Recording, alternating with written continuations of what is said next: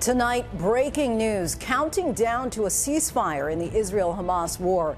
We are just hours away from the expected release of more hostages, plus the major news storm right as millions are set to head home after Thanksgiving. But first, that highly anticipated four-day pause in the fighting set to begin at midnight. The agonizing wait for families desperate for word on their loved ones taken hostage by Hamas. Israel cautions anything can happen up until the last moment. The first hostages, 13 women and children from the same families, set to be released early tomorrow morning in exchange for dozens of Palestinian prisoners. White House officials say they are hopeful this will happen as Israel unleashes a massive bombardment ahead of that ceasefire. Matt Gutman standing by with new reporting on how it could all play out. Developing right now, that major cross-country storm set to strike on one of the busiest travel weekends of the year. Major airline hubs, including in the Northeast, bracing tonight. Rob Marciano times it all out. Just ahead of Black Friday, the new warnings after a string of brazen thefts, a flash mob targeting this Nike store, how police are scrambling to stop the trend. Amidst all the pageantry, a pro-Palestinian protest briefly halts America's most famous parade. New details on a fiery train derailment in Kentucky, spilling dangerous chemicals, prompting evacuations and disrupting holiday plans. A developing headline we're following out of China tonight, a surge in cases of a respiratory disease impacting children. Are there concerns of a larger outbreak? What health officials are saying tonight. Here in New York, Mayor Eric Adams accused of sexual assault, an alleged encounter from back in 1993. The mayor denies the allegations. The case brought under a law used to sue other famous names. The dramatic rooftop rescue, a man plucked from a burning building. And America Strong tonight. The great-grandma who shares a famous name. Meet another Robin Roberts and why she's so grateful tonight. From ABC News World Headquarters in New York, this is World News Tonight with David Muir. Good evening, everyone. Thanks so much for joining us on this busy holiday. I'm Lindsay Davis in for David. Breaking news as we come on the air tonight. We are just hours away from a possible ceasefire between Israel and Hamas. Israeli forces still bombarding Gaza with airstrikes in the final moments leading up to that four-day pause, expected to start at midnight Eastern Standard Time. The wait for the families is agonizing, plagued by uncertainty, unsure if their loved ones will be among the 50 hostages released over 4 days. 13 women and children expected to be among those freed Friday morning. Hamas will get 39 Palestinian prisoners as part of the deal. Meanwhile, the Israeli military has detained the chief of Gaza's largest hospital over what it claims is evidence that proves Hamas has been operating a command center there. Our team with a first-hand look inside the sprawling tunnel complex. As that midnight deadline approaches, Israel cautions the situation is fluid and anything could happen, even at the last minute. ABC's Matt Gutman leads us off tonight from Israel. Tonight, the biggest diplomatic breakthrough since the October 7th terror attack on Israel.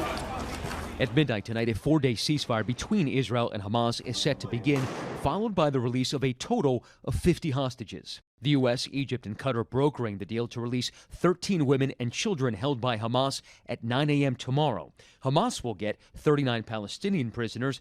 Qatar saying the hostages will be handed over to the Red Cross before being transferred to the Israeli military. All women and children and those hostages who are from the same families will be put together within the same patch.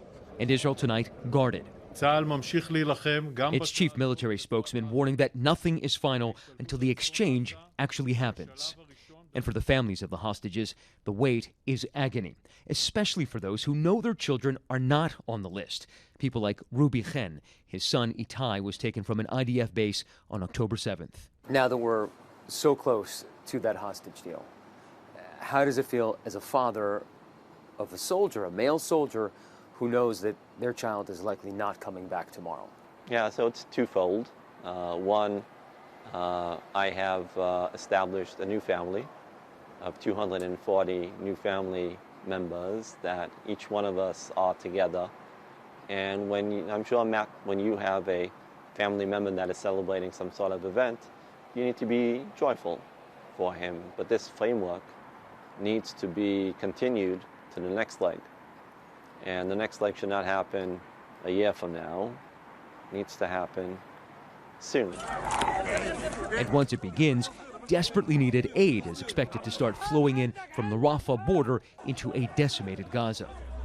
And in the final hours before the ceasefire, Israeli forces pounding Gaza.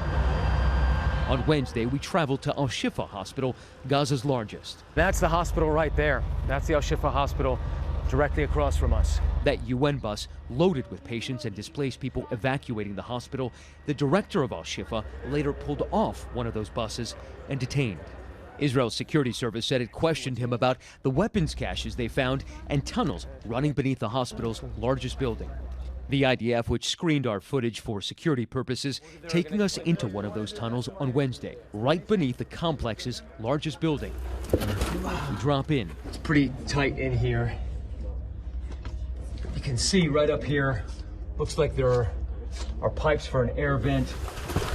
Walking through a portion about 150 yards long. This appears to be a kitchenette. You can see it's even tiled here. There is a sink. Even what the IDF called a dormitory. I mean, is this part of the hospital? It is not the part of the hospital. Because it looks like the tile from the hospital. It is not the hospital. This is the way for them to use the hospital as a human shield.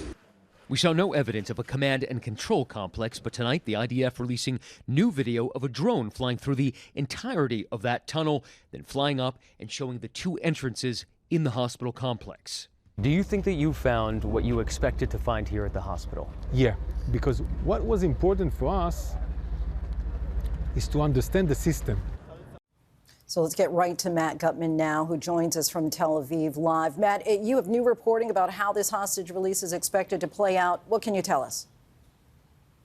Lindsay, first the hostages will be ferried by the Red Cross from Gaza into Israel. At that point, they'll be met by a specifically trained Israeli military unit that will verify their identification.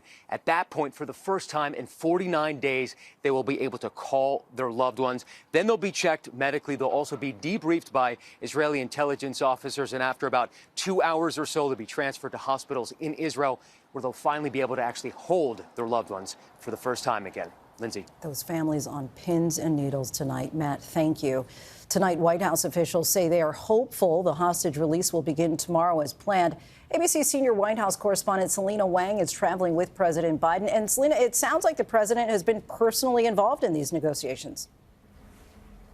That's right, Lindsay. Here in Nantucket over Thanksgiving, President Biden has been working hard to ensure that this deal gets carried through to the end. Senior administration officials have been telling me that President Biden has been very hands-on in these negotiations, working the phone, staying in close contact with regional leaders, personally urging the Mayor of Qatar to press Hamas to accept this deal and for Israel's prime minister to accept it. Now, officials had initially said that included in this release is expected to be 3 Americans, 2 women, and 3-year-old Abigail Edan. But who ends up getting released still remains to be seen. And there are still several Americans unaccounted for and many hostages not included in this release deal. U.S. officials are saying they will not stop pushing for the release of all of the hostages. Lindsay? Selena, thank you.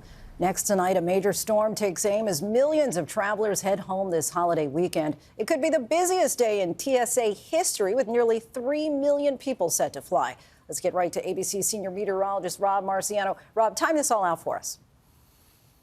All right, Lindsay, relatively quiet to start today, but already 5 million people over that number are under winter weather alerts, and a new watch just posted now for Kansas. Here you see it, the winter storm warnings up across parts of the northern Rockies, including the hills around Salt Lake City. It will begin snowing heavily there tonight, then also up I-25 from Denver to Boulder to Casper. Could see several inches of snow there, maybe up to a foot in some spots. And then the snow reaching across St. Louis and Kansas City, mostly a mix there. 1 to 3 inches of snow potentially Sunday through Sunday afternoon in Chicago. So O'Hare will get hit. I think Detroit will have issues, Cincinnati potentially. And then the precip gets into the Northeast really not until late in the day on Sunday. We'll have a ripple effect, but if you're traveling I-95, go early on Sunday here. Lindsay? Some good advice there, Rob. Thank you. Now to the retail theft warnings on the eve of Black Friday and the beginning of the holiday shopping season.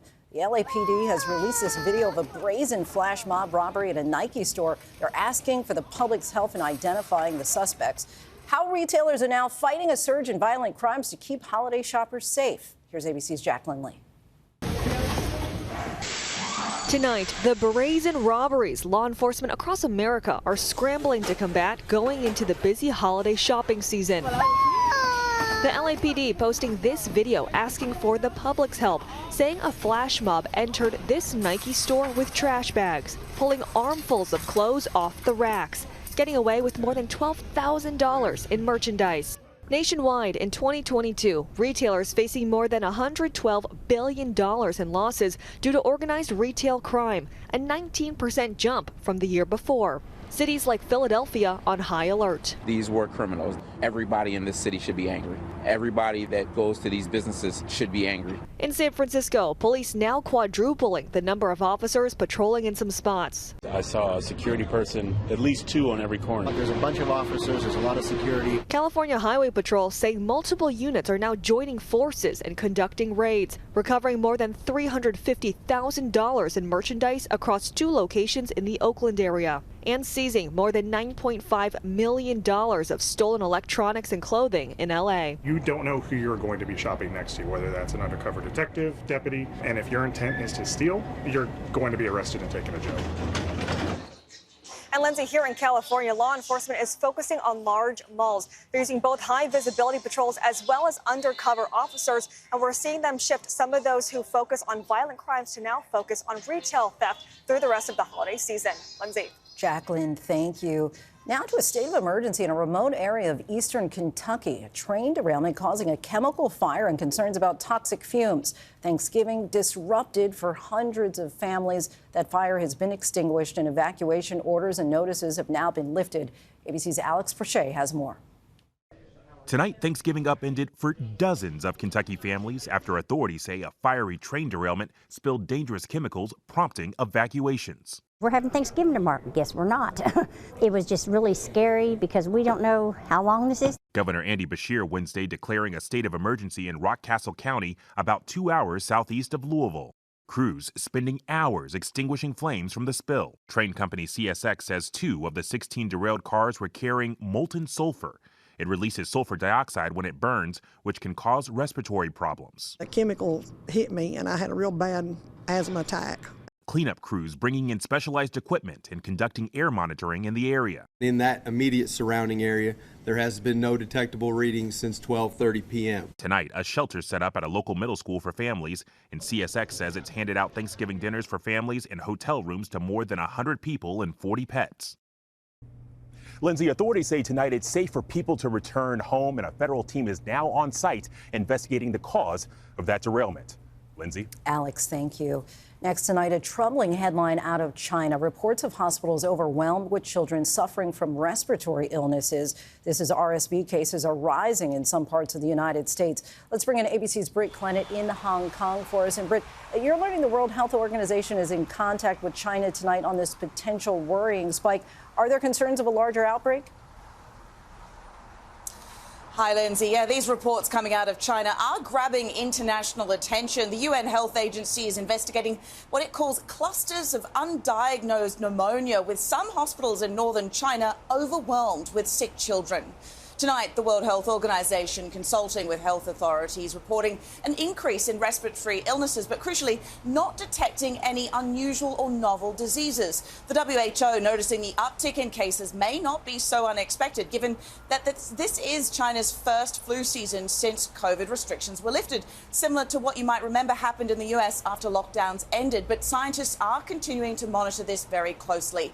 Meanwhile, in the US, RSV cases are on the rise, especially in southern states. The CDC saying children under 5 are being hospitalized at the highest rate. Health officials urging families to be vigilant as they start gathering indoors for the holiday season. Lindsay. Potentially disconcerting news there, Britt. Thank you. Next tonight, new details about that deadly car crash and explosion near the New York-Canadian border. The FBI is now saying it was not an act of terrorism. This dramatic video shows the moment the car soared through the air on the U.S. side of the Rainbow Bridge and burst into flames, killing a married couple. The Niagara Falls police are now treating this as a traffic investigation.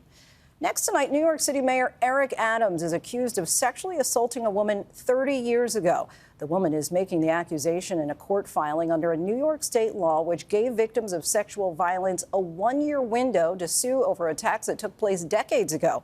Adams is vigorously denying the accusation. Here's ABC senior investigative reporter Aaron Katursky. Tonight, the mayor of New York is accused of sexually assaulting a woman 30 years ago. In a new court filing, the woman alleges she was sexually assaulted by defendant Eric Adams in 1993 while they both worked for the city of New York. Today, Adams said he doesn't know the woman, calling the allegation absolutely not true. It's just something absolutely that has never happened. And I only recall ever meeting the person who made this allegation. The woman filed her claim just before the midnight expiration of New York's Adult Survivors Act. The temporary law signed last year by Governor Kathy Hochul allows adult sexual misconduct accusers to file lawsuits that previously would have been barred by the statute of limitations. Under the same law, E. Jean Carroll successfully sued former President Trump for at least $5 million, and in the past week, Jamie Foxx, Guns N' Roses frontman Axl Rose, and Sean Diddy Combs also faced Adult Survivors Act lawsuits. Foxx and Rose denied the allegations. Combs also denied, then settled. The mayor's accuser filed a notice that does not include specifics of the alleged encounter, but broadly accuses Adams of causing physical, psychological, and other injuries suffered as a result of conduct that would constitute sexual offenses. She's seeking at least $5 million. This is a precursor to a formal complaint that would have to lay out the details of the woman's accusations. Lindsay, she's also accusing the city and the NYPD of discrimination, so she'll have to spell out those accusations as well. Lindsay? Aaron Katursky for us. Thank you. Also in New York City, pro-Palestinian protesters disrupted the annual Macy's Thanksgiving Day parade. Free, free Palestine! Free, free Palestine! Demonstrators jumped barricades and ran into the street, with some gluing their hands to the ground. They were later taken into custody. This comes amid heightened tensions over the war in the Middle East. ABC News has learned that pro-Palestinian protesters plan to demonstrate at shopping malls across the country on Black Friday. And there's still much more ahead on World News Tonight this Thursday. The former Obama administration advisor arrested after a confrontation with a food vendor here in New York, and the fiery rescue on a high-rise rooftop caught on camera.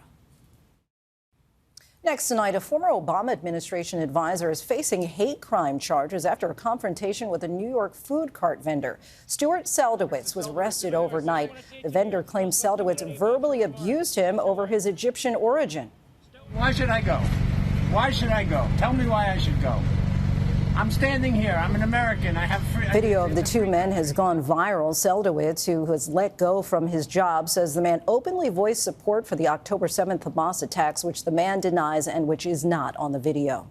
When we come back, the dramatic rescue outside London, a man plucked from the roof of a burning building.